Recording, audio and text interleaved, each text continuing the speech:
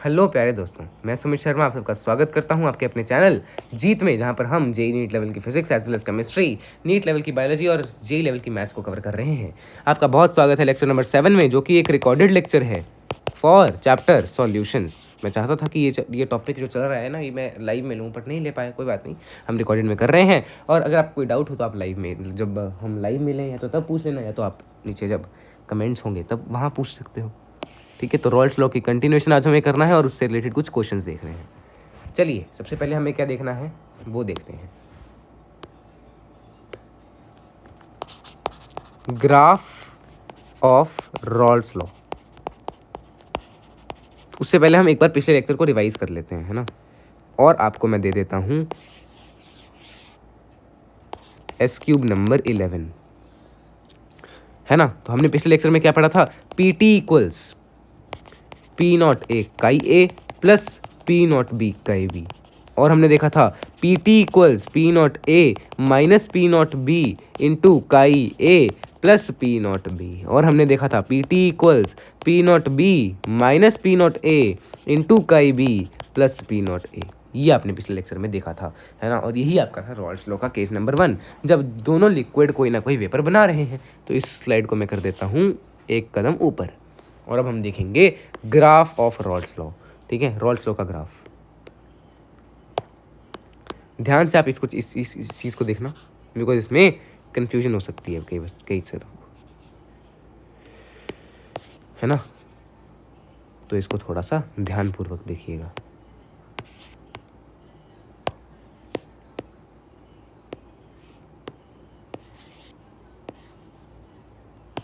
इनको थोड़ा इस साइड कर दो, इसको थोड़ा नीचे करिए और इसको कॉपी करके पेस्ट कर दो। अच्छा, ये उल्टा नहीं होगा ना, चलो फिर इसको हटाओ। अब आपको ध्यान से देखना है। अगर मैंने कहा ये पी ए है और ये काई ए है, तो क्या पी ए और काई ए के बीच में आपको कोई रिलेशन पता है? हाँ, पता है। P A is directly proportional to chi A. तो इसका ग्राफ कैसा आएगा? स्ट्रेट लाइन आएगा कि नहीं, है ना। तो ये ग्राफ आ गया ऐसा, सही है। और सिमिलरली अगर मैं यहाँ पे लूँ पी बी और काई बी, तो ग्राफ, इसका भी ग्राफ स्ट्रेट लाइन, बिल्कुल परफेक्ट। यहाँ तक किसी को कोई डाउट होना नहीं चाहिए, बिकॉज अगर है तो आपने पिछला लेक्चर देखा ही नहीं कोई भी सॉल्यूशन चैप्टर से रिलेटेड। ठीक है, तो ये आपको पता होना चाहिए। अब इसको एक मिनट ना, मैं थोड़ा सा डिलीट करके ऐसे बनाऊंगा। हाँ, अब ये बिल्कुल परफेक्ट है। हाँ, अब अगर मैं इन दोनों को एक साथ मिला दूं, इस पूरे ग्राफ को, इन दोनों को, तो क्या बनेगा? इन नेक्स्ट स्लाइड आप देखिएगा कैसा आएगा, वो देखो पहले तो। मैंने क्या किया,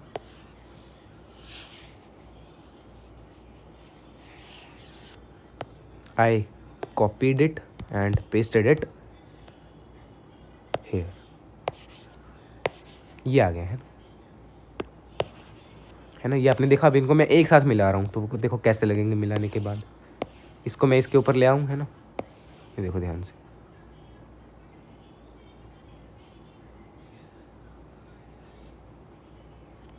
ये कुछ ऐसा आ जाएगा, है ना। इसको मैं मिटा देता हूँ। जो एक्स्ट्रा पार्ट है जो हमारे पास काम का नहीं है, उसको मैं मिटा देता हूँ, है ना। जैसे यहाँ पे ये बाहर जा रहा है तो इसको मिटा देते हैं, सही है। तो ये आपके पास आएगा।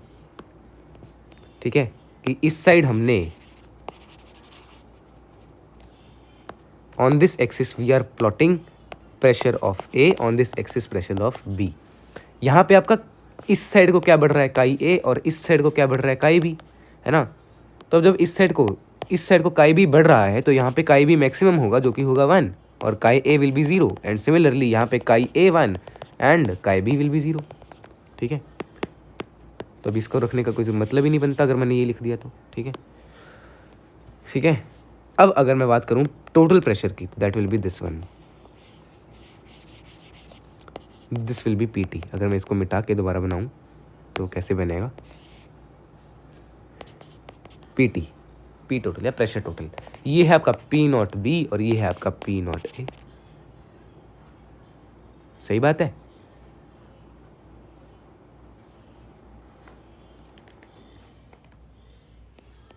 तो ये आपके पास क्या आ जाएगा, ग्राफ आ जाएगा इसका रॉल्स लॉ का। और इसी को लोग मतलब हवा बना देते हैं, हवा मतलब कोई डरावनी सी चीज़ बना देते हैं, है ना। तो ये आपके पास क्या आ गया, ग्राफिकल रिप्रेजेंटेशन आ गया रॉल्स लॉ का। सही है। तो इसको आप जल्दी से नोट कर लीजिएगा ताकि हम आगे बढ़ें। चलिए अब आपको क्या देखना है, एक और टॉपिक अब देखेंगे हम। हाँ,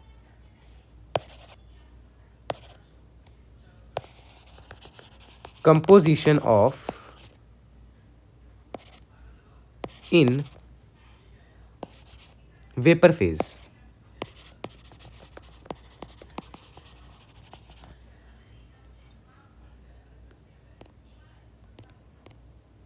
कंपोजिशन इन वेपर फेज, इसका क्या मतलब हुआ। अब जैसे मैंने ये एक लिया डब्बा, डब्बा मतलब एक कंटेनर मैंने ले लिया मान लो, है ना। इसको ओए, हाँ, जो कि ऊपर से बिल्कुल कवर्ड है, देखो ऊपर से कवर्ड है कि नहीं। तो इसको हम लिड बना देते हैं इसके लिए, है ना। देखो ऐसे, अरे यार ये तो लिड बहुत गंदा लग रहा है।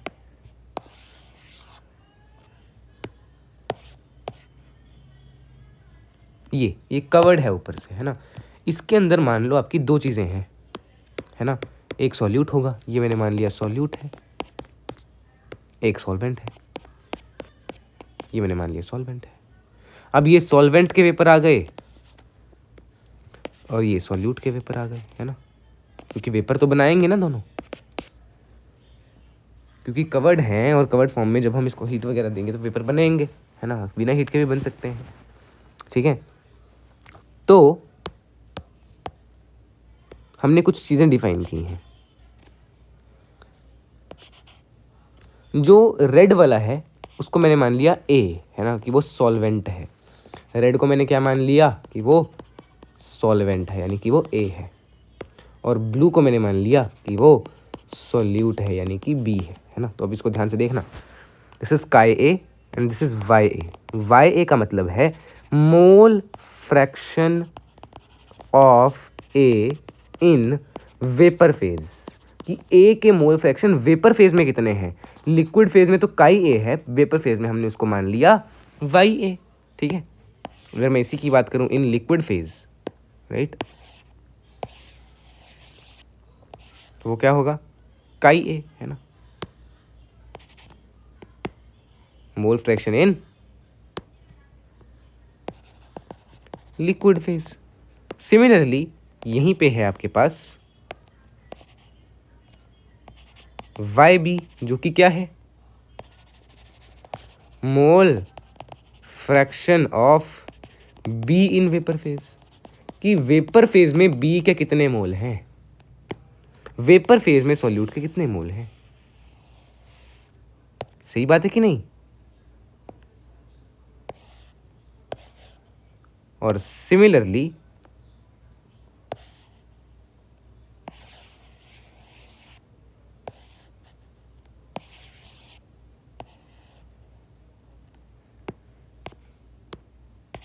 काय बी क्या है, mole fraction of be in liquid phase, ठीक है। तो ये आपको पता होना चाहिए कि वाई बी का और वाई ए का मतलब क्या है। अब आपने इन क्लास +1 आपने कोई चीज़ पढ़ी होगी, तो पहले तो हम इस क्लास का देखें। इस क्लास में आपने क्या पढ़ा है, that P A is equal to P not A chi A, ये आपने पढ़ा है फ्रॉम रॉल्स लॉ। अब आप तो बने फिरे हो गजनी, इसलिए आपको पिछली क्लास का कुछ याद ही नहीं होगा। गैशियस स्टेट में आपने पढ़ा है कि अगर आपको पी ए निकालना है इन गैशियस फॉर्म तो वो होगा टोटल प्रेशर इनटू उसके मोल इन गैशियस फॉर्म। तो उसको मैं ऐसे लिख सकता हूँ, because mole fraction in gaseous form तो यही है ना, है ना। तो इसको हम क्या लिखेंगे, Dalton's law of partial pressure, ये आपने पढ़ा है क्लास 11th में, है ना। अब इन दोनों की वैल्यू तो सेम होगी, बिकॉज दोनों क्या हैं, पी ए ही तो हैं, तो सेम ही वैल्यू आएगी कि नहीं। तो P not A chi A is equal to P T Y A, है ना। तो यहां से आपको वाई ए क्या मिल गया, P not A chi A upon P T. इसको आप जल्दी से नोट कर लो।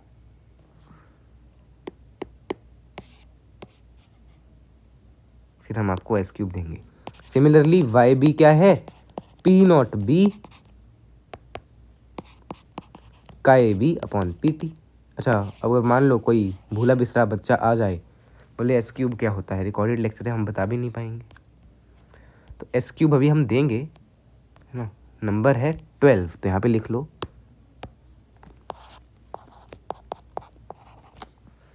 S cube number 12। S cube का मतलब है सुमित शर्मा स्पेशल। जैसे होता है ना, मिठाई आती है शर्मा स्पेशल, या मतलब बीकानेरी स्पेशल, ये वाली मिठाई है स्पेशल, वो वाली, तो वो उस तरह से, ठीक है। आपको क्या लिख देना है सबसे पहले, Y A is equal to P not A chi A, अरे यार हटो, upon P T, that is equal to P A upon P T, है ना। And similarly Y B is P not B chi B upon P T, that is equal to P B upon P T, where Y A comma Y B are composition in vapour pressure, composition in vapour phase, sorry,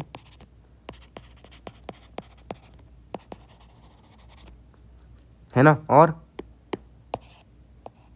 हल्का सा नीचे करो इसको, और Y A Y B vapour pressure के vapour phase के composition है ना। Chi A chi B are composition in liquid phase, वो लिक्विड फेज के हैं। And P not A P not B are vapour pressures, या ये लिखना रहना दो, ये तो सबको पता ही है आपको। P not A P not be तो अगर आपको नहीं पता तो फिर आपको पिछला लेक्चर देखना चाहिए, है ना। इसको उठा के हल्का सा ऊपर कर देते हैं। ये है आपका S cube number 12।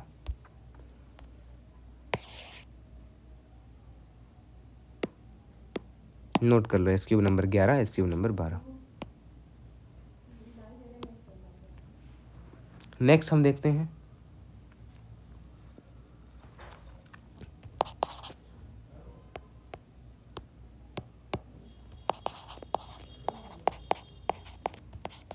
Rawls law का केस नंबर 2।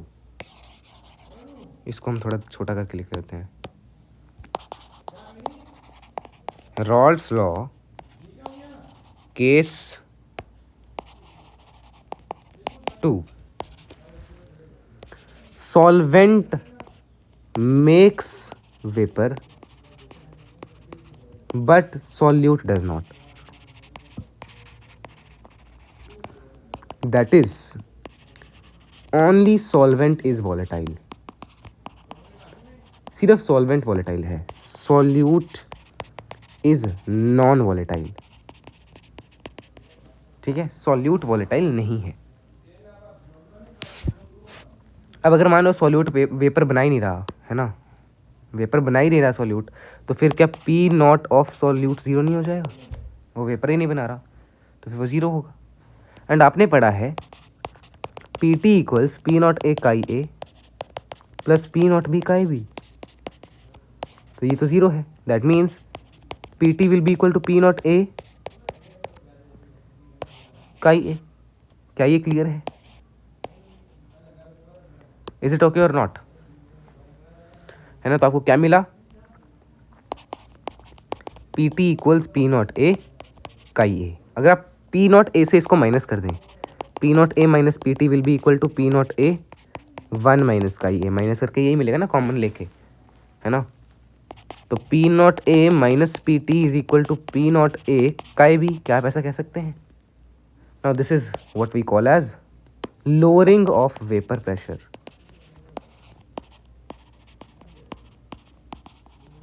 बोले लोअरिंग ऑफ वेपर प्रेशर क्या मतलब, देखो ध्यान से, P not A minus P T, देखो ये होता है पॉजिटिव, ये भी होता है पॉजिटिव, है ना, तो ये पूरा भी क्या होगा, पॉजिटिव होगा ना, मतलब ये भी पॉजिटिव हुआ, एंड ये पॉजिटिव कब होगा, P not A minus P T is positive if P not A is greater than P T, है ना। अब पी नॉट ए मतलब प्योर सॉल्वेंट का vapour pressure is always greater than solution का vapour pressure, इसको आप star लगाएं, ठीक है। अब कितना कम हुआ वो तो आप ऐसे ही कैलकुलेट करोगे ना माइनस करके, तो वो आपका लोअरिंग ऑफ वेपर प्रेशर हो गया, ठीक है। अब आपको क्या इक्वेशन मिली, you found P not A minus chi A, sorry minus P T is equal to P not A chi B, ये आपको मिला।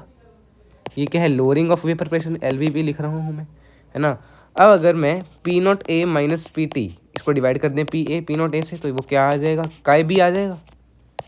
ये है relative lowering of vapour pressure, क्या, relative lowering of vapour pressure, मतलब पुराने के उसमें, मतलब ओरिजिनल के रिस्पेक्ट में कितना कम हो गया, उसको हम बोल देते हैं relative lowering of vapour pressure, relative lowering of vapour pressure, जो कि दोबारा आएगा इन फर्दर क्लासेस।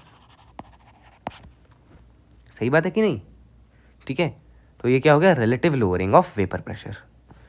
अब आपको पता होना चाहिए R L V P only depends on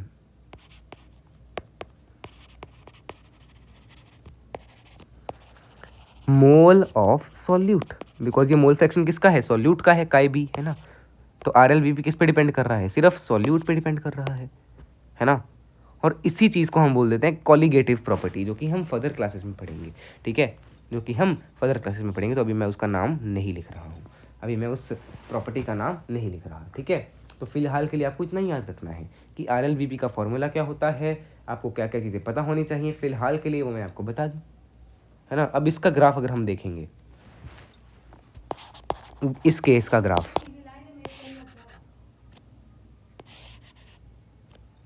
तो देखो हमने यहाँ पे लिख लिया वेपर प्रेशर, यहाँ पे लिख लिया हमने काई ए, बिकॉज इस बार तो वेपर प्रेशर है ही नहीं बी का, तो काई बी लिख करेंगे क्या, तो ऐसा ग्राफ आ जाएगा, जहाँ पे ये क्या है, पी नॉट ए, ठीक है। इस तरह से आपके पास आ गया, यहाँ पे काई ए 0 है, यहाँ पे काई ए 1 है, ठीक है। तो ये आपके पास ग्राफ आ जाएगा फॉर सेकेंड केस, ठीक है। अब एक क्वेश्चन लिखिए, लेट्स सी वन क्वेश्चन। आपको दिया है P not A is equal to 50 torr, क्या यार, टॉर, हाँ, P not A is equal to 50 torr, P not B is equal to 100 torr, chi A is equal to 0.3, ठीक है, Y B is equal to x by 17, find x, ठीक है। ये P Y Q है, आप इसको try करिएगा, मैं वीडियो को पॉज नहीं कर रहा बिकॉज पॉज हो नहीं पाएगी, मुझे एक छोटा सा काम है वो मैं करके आता हूँ, है ना, तब तक आप इसको ट्राई करो।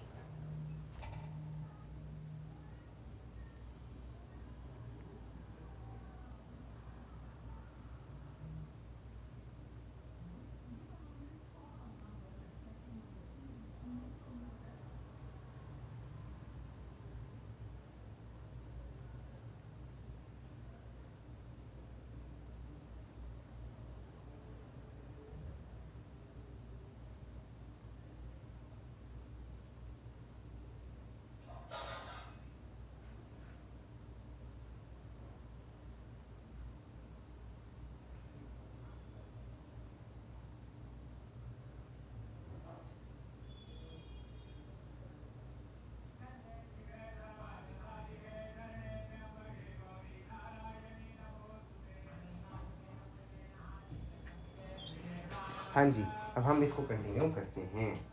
अब इस क्वेश्चन को अगर हम सॉल्व करेंगे तो कैसे करेंगे वो देखिए ध्यान से। हाँ, ये आपका PYQ है, जेई का है शायद, है ना। तो देखो क्या करेंगे। अब आपको पता है YB का फॉर्मूला क्या होता है, PB अपॉन PT। PB का मतलब P नॉट B का B, और PT का मतलब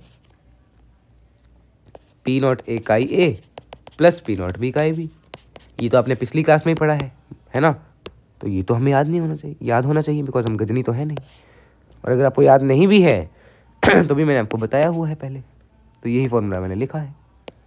अब आप देखो आपके पास क्या क्या है और क्या क्या नहीं है।